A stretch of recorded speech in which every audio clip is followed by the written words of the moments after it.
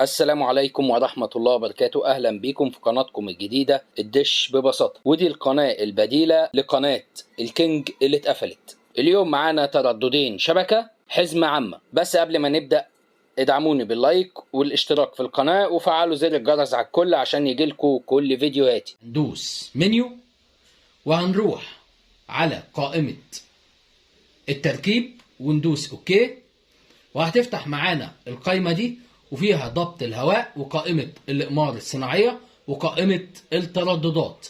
هننزل على ثالث خانة اللي هي قائمة الترددات وندوس اوكي، وهنا انا هبحث على كل القنوات اللي مش موجودة على الريسيفر.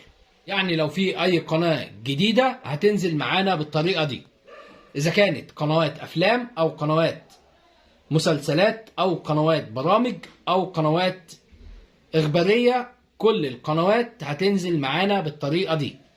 وبعد ما دخلنا على قائمة الترددات هنروح على التردد ده وهو 11766 او 11765 وهنعلم عليه، وبعد كده ندوس على بحث وهتفتح معانا القائمة دي، وهنيجي على بحث الشبكة وهنخليه مفتوح، ونوع القنوات هنخليه مجاني. واهم حاجة ان انا افتح الشبكة على البحث وبعد كده ادوس اوكي. وخليكم معايا لاخر الفيديو عشان اقول لكم على التردد الثاني، والترددين دول بيكملوا بعض. ولو احنا خدنا بالنا هيبحث اول حاجة على التردد اللي معانا اللي هو 11765، بعد كده هيبتدي يدور على الترددات زي ما حضراتكم شايفين، وهينزل الترددات القديمة، ولو في تردد جديد هينزل معانا. ودي فايدة بحث الشبكة. وبعد ما يخلص هنضيف تردد تاني عشان يبحث معانا على الترددات الصغيرة، والتردد ده معانا مسؤول على كل الترددات الكبيرة، ومش أي تردد أفتح عليه الشبكة. في ترددات بتقبل إن أنا أفتح عليها الشبكة، وفي ترددات تانية ما بتقبلش إن أنا أفتح عليه الشبكة. والتردد ده من أحسن الترددات اللي بقدر افتح عليها الشبكة وبتنزل معايا كل القنوات الجديدة. وهقول لكم على التردد الثاني اللي هيفتح معايا الشبكة وهينزل بقية الترددات، وهم ترددين بس اللي ببحث عليهم، وبعد كده كل القنوات وكل القمر بينزل معايا. وبعد ما اخلص هندوس نعم للحفظ، وكده خلص بحث معايا وخرج من القايمة وجاب لي آخر قناة بحث فيها.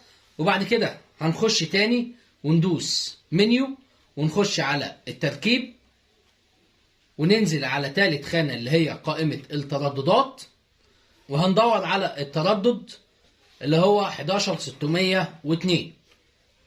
يعني أول حاجة بحثنا عليها اللي هو التردد 11766 أو 11765 اتش.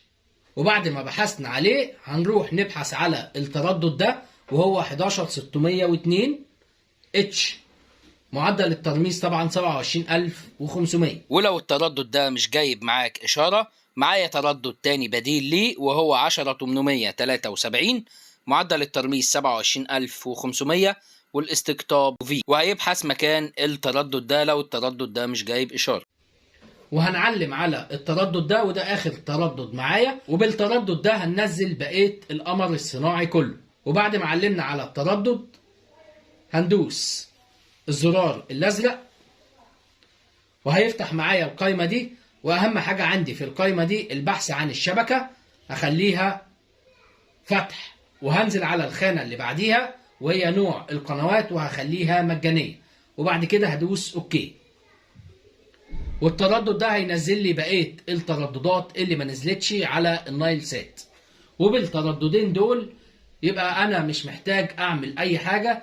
الترددين دول هينزلوا لي كل الترددات القديمه وكل الترددات الجديده اللي شغاله معايا، وهينزلوا كل القنوات على النايل سات، وفيها كل الافلام العربي والمسلسلات والأفلام الأجنبي وكل البرامج على النايل سات والقنوات الإخبارية المصرية.